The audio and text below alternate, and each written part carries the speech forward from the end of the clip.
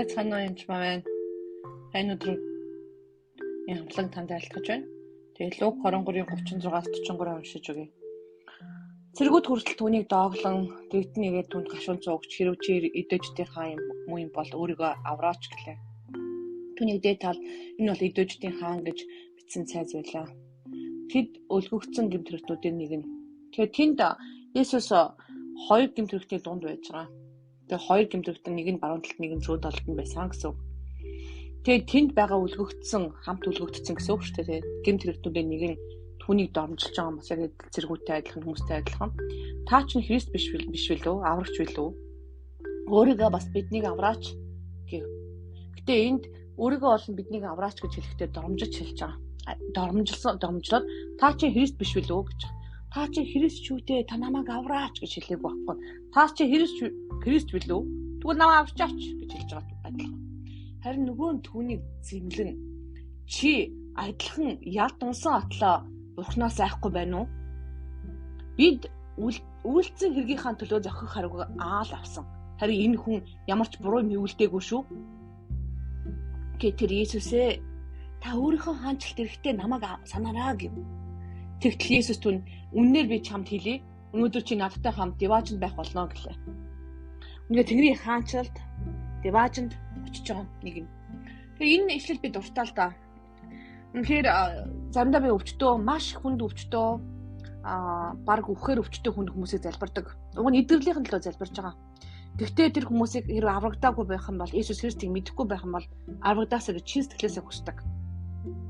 Яагаад гэвэл үнэхээр миний залбирал явахгүй ч гэдэг юм уу те үнэхээр одоо болохоо байлаа гэж бодоход тэр хүн Деважинд Есүстэй хамт байх болно гэдэг найдвар надад үнэхээр чухал. Тэр хүний аврал нь эдгэрлээсээ илүү чухал байдаг.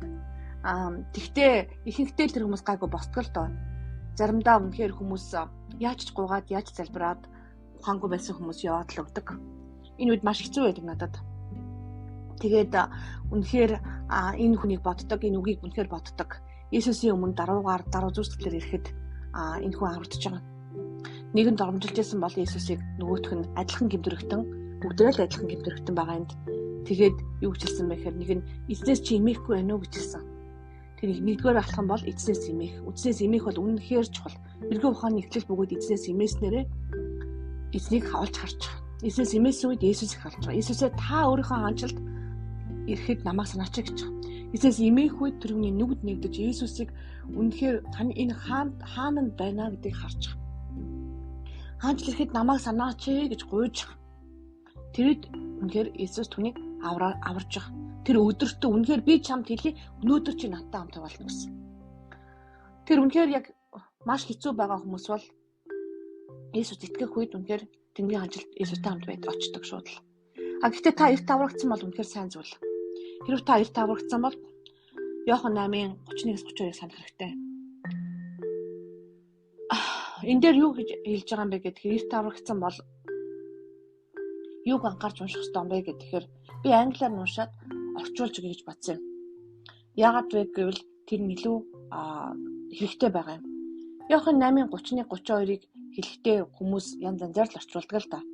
Тэгээ чамайг чөлөөлж байгаа, ингэж байгаа, тэгэж байгаа гэж янз янзаар хэлдэг. Тэгээ би таныг amplified буюу тайлбартай англи хэлийг хэлээр уншиж өгөөд тэгээ монголоор нь орчуулж өгье гэж бодож байна. Яагаад гэвэл тэр нь илүү сайн ойлгомжтой байдаг. Тэр еврейчүүд болон бус хүмүүс юу гэж хэлж байгаа юм бэ Есүс?